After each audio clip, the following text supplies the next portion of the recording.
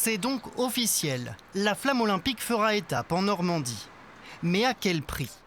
Le comité d'organisation des JO réclame 180 000 € à chacun des départements dans lesquels la torche fera étape.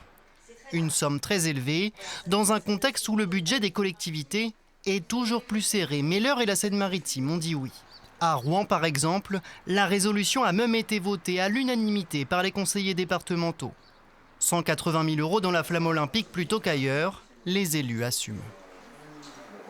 Effectivement, c'est sûr que ça a un coût. Si on ne l'avait pas fait, on nous aurait critiqué pour ne pas l'avoir fait. Donc je pense qu'il fallait, c'est l'occasion, je pense que ça se présente une fois dans notre vie. C'est un choix que vous assumez? Tout à fait assumé. En Seine-Maritime, la torche fera étape dans la cité Océane, une ville dirigée par un proche d'Emmanuel Macron, tout comme à Vernon dans l'Eure. Alors la flamme olympique serait-elle aussi un objet politique? Moi, je pense que c'est totalement le hasard.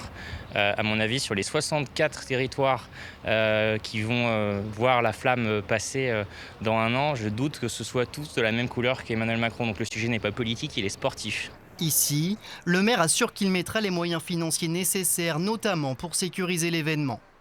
Partout en Normandie, les élus espèrent que l'investissement financier sera rentabilisé par des retombées économiques. Tous misent sur un afflux de touristes les 5 et 6 juillet 2024.